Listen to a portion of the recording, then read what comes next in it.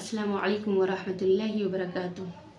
الحمدللہ رب العالمین والصلاة والسلام علی اشرف الانبیاء والمرسلین محمد وعلی آلہ وصحبہ اجمعین وبعد۔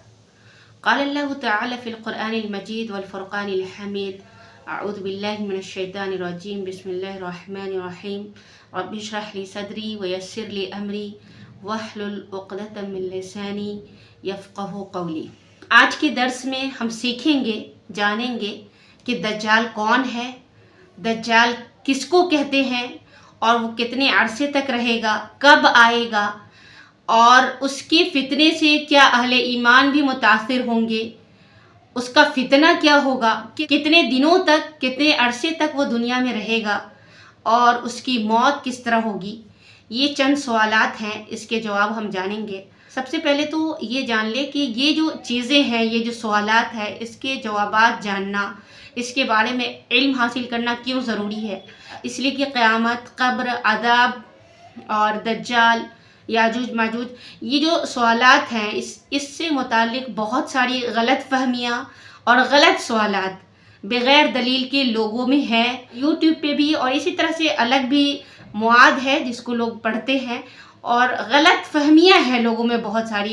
تو ہمارے لیے ضروری ہے کہ صحیح علم جو احادیث سے ثابت ہے، جو ہمارے نبی صلی اللہ علیہ وسلم نے ہمیں بتایا ہے، وہ ہم سیکھیں اور لوگوں تک صحیح علم پہنچائیں۔ اور لوگ جو اس سلسلے میں غلط فہمی میں مبتلا ہیں، یا دجال کے بارے میں جو غلط چیزیں، ہم ایکسٹرا چیزیں جو ہم اپنی طرف سے یا پتہ نہیں کہاں سے جو آ گئی ہیں، اس کو ہم ختم کریں اور صحیح علم اور صحیح احادیث کی روشنی میں، صحیح دلائل کی روشنی میں ہم صحیح علم حاصل کریں اور امہ تک پہنچائیں۔ سب سے پہلا کوشچن یہ ہے کہ دجال کون ہے اور تمام انبیاء کرام نے اس سے کیوں ڈرایا ہے؟ دجال دجل سے لیا گیا ہے، اس کا معنی فریب، دھوکہ کی ہے، چونکہ یہ بہت بڑا فریبی ہوگا اور دھوکہ سے لوگوں کو اپنے جال میں پھنسائے گا، دکھائے گا کچھ اور حقیقت کچھ اور ہوگا، اس لیے اس کو دجال کہا گیا ہے۔ اور یہ وہ فتنہ ہے جو آدم علیہ السلام کی پیدائش سے لے کر قیامت تک کی آزمائش میں اور قیامت تک کے فتنوں میں سب سے بڑا فتنہ ہے، جو اس کرۂ زمین پر، جو اس زمین پر ہوگا۔ یعنی اس زمین پہ ہونے والے تمام فتنوں میں، آدم علیہ السلام کی پیدائش سے لے کر قیامت تک کے تمام فتنوں میں یہ سب سے بڑا فتنہ ہوگا۔ اور نبی صلی اللہ علیہ وسلم کی روایت ہے، صحیح بخاری کی روایت ہے، آپ صلی اللہ علیہ وسلم نے فرمایا کہ نوح علیہ السلام سے لے کر محمد صلی اللہ علیہ وسلم تک کوئی نبی ایسا نہیں گزرا ہے جس نے لوگوں کو اور اپنی امت کو اس فتنے سے نہ ڈرایا ہو۔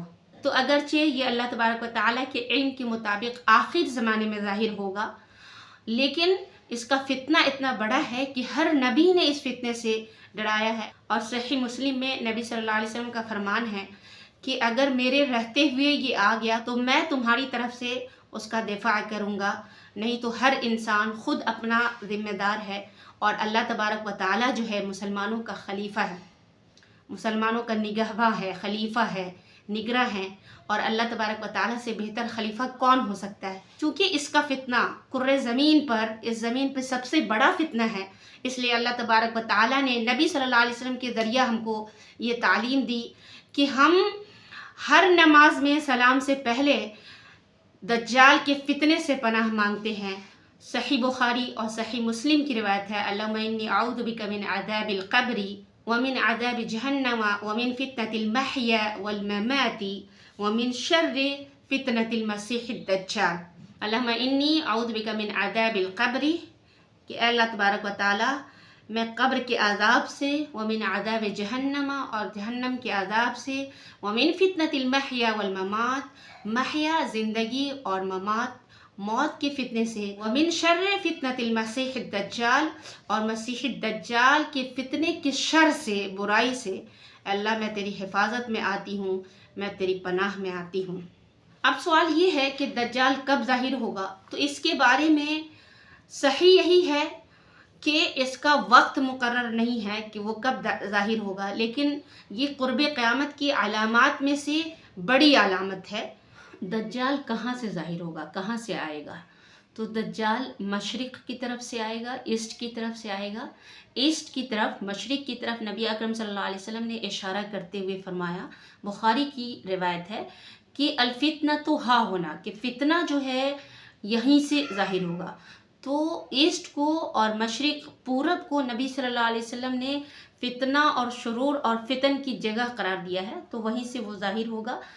وہاں سے خراسان سے نکلے گا، پھر اصفہان سے ہوتا ہوا شام یعنی سیریا اور عراق کے بیچ میں ایک آئی لینڈ ہے، ایک جزیرہ ہے جس کو الجزیرہ الفرادیہ، جزیرہ فرات کہتے ہیں، وہاں پہنچے گا. اور اس کا اصل مقصد، اصل عین ہوگا، ہدف ہوگا مدینہ پہنچنا. چونکہ مدینہ نبی صلی اللہ علیہ وسلم کا شہر ہے، تو مدینہ پہنچنا چاہے گا، لیکن مدینہ کے ہر دروازے پہ، صحیح بخاری کی روایت ہے ابواب و فضائل المدینہ کے اندر، کہ مدینہ کے ہر دروازے پہ فرشتے ہوں گے جو مدینہ کی حفاظت کر رہے ہوں گے. تو یہ مدینہ میں داخل نہیں ہو پائے گا. اور اصفہان کے 70,000 یہودی اس کی پیروی کریں گے، اس کی بات مانیں گے، اس کے لشکری اور اس کے آرمی اور اس کے فوجی ہوں گے، اس کے متبع ہوں گے.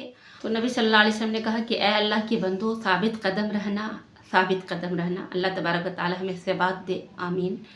آپ صلی اللہ علیہ وسلم نے یہ بھی فرمایا ہے کہ جب تم اس کے بارے میں سننا تو اس سے دور رہنا، کہ قسم ہے اللہ کی کہ ایسا بھی ہوگا کہ صاحب ایمان ہوں گے اور اس کے بارے میں سنیں گے، لیکن اور وہ یہ سمجھیں گے کہ ہم تو صاحب ایمان ہیں اور ہم اس کی بات سے متاثر نہیں ہوں گے، لیکن اس کے شبہات اس طرح کے ہوں گے کہ وہ متاثر ہو جائیں گے.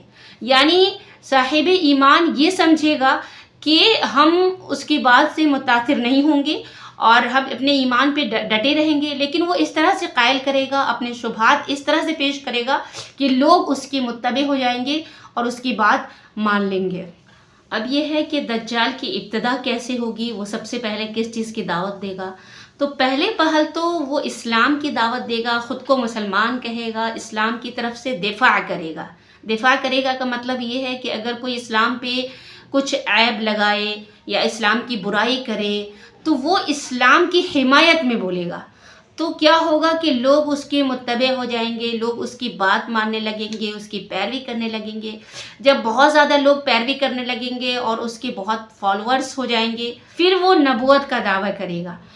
اور جب اس میں بھی وہ کامیاب ہو جائے گا، لوگ اس کو بھی ایکسیپٹ کر لیں گے، تو پھر وہ آخر میں جب لوگ بالکل اندھے ہو جائیں گے تو پھر وہ الہ بن بیٹھے گا اور فرعون کی طرح رب ہونے کا دعویٰ کر بیٹھے گا.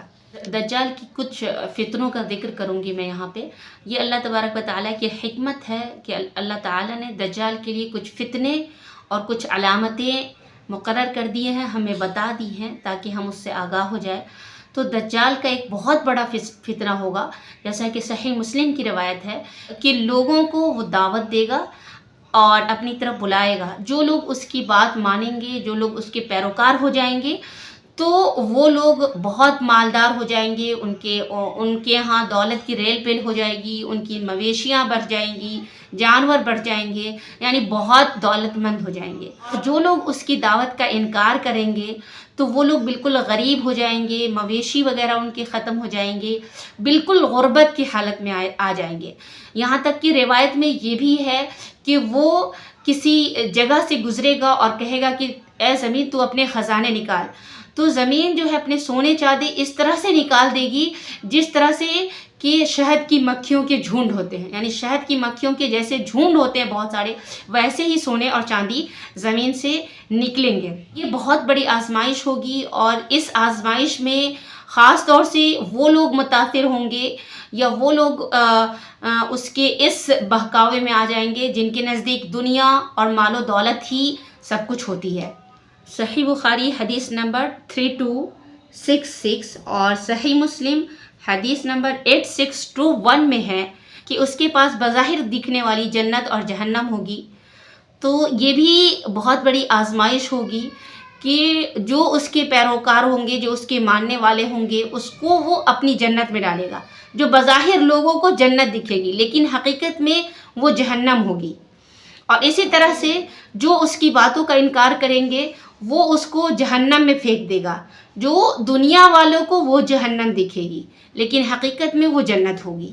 تو چونکہ سامنے سے اور ظاہر میں وہ جنت جہنم دکھے گی اور جنت اور جہنم جنت دکھے گی تو لوگ اس سے متاثر ہو جائیں گے اور لوگ اس کی باتوں میں آ جائیں گے. تو یہ بہت ہی بڑا فتنہ ہوگا کہ ایک طرف تو دولت ہے کہ جو اس کی بات مان رہا ہے تو اس کے یہاں دولت کی ریل پیل ہو جا رہی ہے. دوسری بات یہ ہے کہ وہ جنت میں داخل کر دے رہا ہے. تو بہت سے لوگ ہوں گے جو اس کی باتوں میں آ جائیں گے. اصل معاملہ جو ہے وہ ثابت قدمی کا ہے. اللہ تبارک و تعالی ہمیں ثابت قدم رکھے ان فتنوں کے وقت.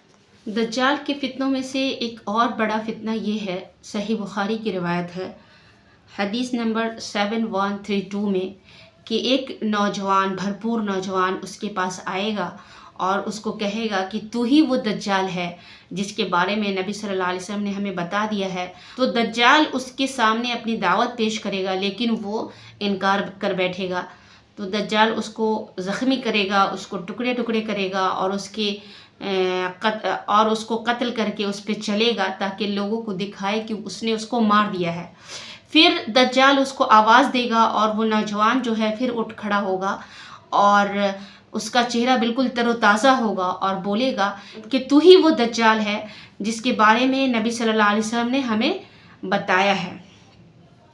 تو اس طرح سے وہ لوگوں کو خبردار کر دے گا، لوگوں کو متنبہ کر دے گا کہ یہی دجال ہے اور دجال پھر اس پہ قابو نہیں پا سکے گا اور کسی پر بھی اس طرح سے وہ قابو نہیں پا سکے گا. یہ جو آدمی ہے، یہ جو نوجوان ہے، یہ اللہ کے نزدیک بہت بڑے مرتبہ کا ہوگا اور یہ اللہ کے نزدیک سب سے بڑا شہید ہوگا، اس لیے کہ اس نے برسر عام سب کے سامنے اس نے دجال کو دجال کہا، اس کا انکار کیا اور اپنی موت سے نہیں ڈرا. دجال اس دنیا میں کتنے عرصے تک رہے گا، کتنے دنوں تک رہے گا؟ صحیح مسلم حدیث نمبر 2937 کے اندر ہے کہ دجال اس دنیا میں 40 دن رہے گا، جس میں سے ایک دن 1 سال کے برابر ہوگا، ایک دن 1 مہینہ اور ایک دن 1 ہفتے کے برابر ہوگا. باقی جو دن ہوں گے وہ نارمل ہوں گے، عام دنوں کی طرح سے ہوں گے. جب نبی صلی اللہ علیہ وسلم نے یہ بات بتائی کہ ایک دن 1 سال کے برابر ہوگا اور اسی طرح سے ایک دن 1 مہینہ اور 1 ہفتے کے برابر ہوگا، تو صحابہ کرام نے پوچھا کہ وہ دن جو 1 سال کے برابر ہوگا یا 1 مہینے کے برابر ہوگا اس میں نماز کیسے پڑھیں گے؟ کیا ایک دن کا ہی نماز پڑھیں گے؟ تو نبی صلی اللہ علیہ وسلم نے جواب دیا کہ نہیں، اندازہ کے مطابق نماز پڑھیں گے. یہاں پہ ایک چیز ہے جو سمجھنے کی ہے، جو بہت ہی اچھی چیز ہے کہ صحابہ کرام نے بلا چوچرا نبی صلی اللہ علیہ وسلم کی بات کو ایکسیپٹ کیا، مان لیا. آپ نے جو یہ بات کہی کہ ایک دن 1 سال کے برابر ہوگا، اس لیے کہ بہت سارے لوگ ہیں جو عقل لڑاتے ہیں اور کہتے ہیں کہ ایک دن 1 سال کا ہوگا کا مطلب یہ ہے کہ مشقت اور پریشانی کے اعتبار سے 1 سال کا ہوگا، لیکن ایسی بات نہیں ہے. جو اللہ اس کے رسول نے جو بات بتائی ہے ہمیں اس کو ایکسیپٹ کرنا چاہیے، ماننا چاہیے، جیسا کہ صحابہ کرام نے مانا. اور صحابہ کرام نے وہ چیز پوچھی جس کی وہاں پر ضرورت تھی اور جو ضروری تھا، وہ یہ کہ جو دن سال کے برابر ہوگا اس میں نماز کیسے پڑھیں گے. اس سے پتہ چلتا ہے کہ ہمارا دین کتنا مکمل ہے کہ جس چیز کی ضرورت ہونے والی تھی وہ وقت آتا اور لوگ پریشانی میں مبتلا ہوتے کہ نماز کیسے پڑھنی ہے، کیا 5 وقت کی ہی نماز پڑھنی ہے یا اندازہ کے مطابق نماز پڑھنی ہے. اسی طرح سے بہت سے علاقے ہیں جہاں 6 مہینہ دن رہتے ہیں، ناروے ہے، اسی طرح سے سویڈن ہے اور ڈنمارک وغیرہ ہے. تو وہاں لوگ اسی حدیث کو سامنے رکھ کر اندازہ کے مطابق نماز پڑھتے ہیں. تو اللہ تبارک و تعالیٰ کا جو یہ فرمان ہے الیوم اکملت لکم دینکم، کہ میں نے دین مکمل کر دیا، تو یہاں پر اگر اس کو غور کریں تو سمجھ میں آتا ہے کہ اللہ تعالیٰ نے کیسے اپنے دین کو مکمل کیا ہے کہ صحابہ کے ذریعہ ایک اہم پوائنٹ، ایک اہم سوال جو یہاں پہ ہونا چاہیے تھا کہ وہ دن جو سال کے برابر ہوگا اس میں ہم نماز کیسے پڑھیں یا لوگ نماز کیسے پڑھیں گے. تو اس کا سوال جو ہے اللہ تعالیٰ نے صحابہ کرام کے ذریعہ کروایا.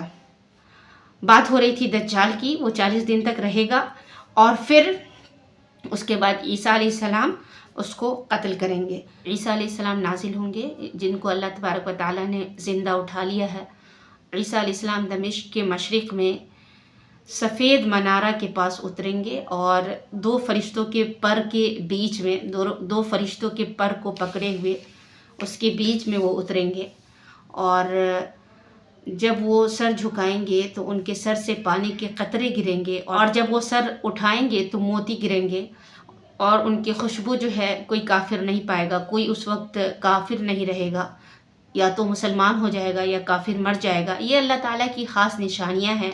پھر وہ عیسیٰ علیہ السلام دجال کا پیچھا کریں گے، اس کا تعاقب کریں گے، اور فلسطین میں باب لد کے پاس جا کر اس کو قتل کریں گے۔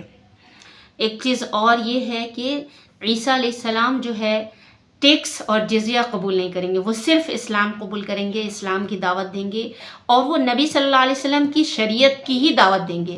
اور عیسیٰ علیہ السلام کسی نئی شریعت کی دعوت نہیں دیں گے، وہ نبی صلی اللہ علیہ وسلم کی شریعت کی طرف ہی بلائیں گے، اسلام کی دعوت دیں گے، اور ٹیکس قبول نہیں کریں گے۔ اسلامی حکومت کا ضابطہ ہے کہ جو کفار ہے اور اگر وہ مسلمان نہیں ہے تو وہ ٹیکس دے کر، جزیہ دے کر اسلامی حکومت میں رہ سکتا ہے، لیکن یہ ٹیکس دینا اور جزیہ قبول کرنا اس وقت تک ہوگا جب تک کہ عیسیٰ علیہ السلام نہیں آئیں گے۔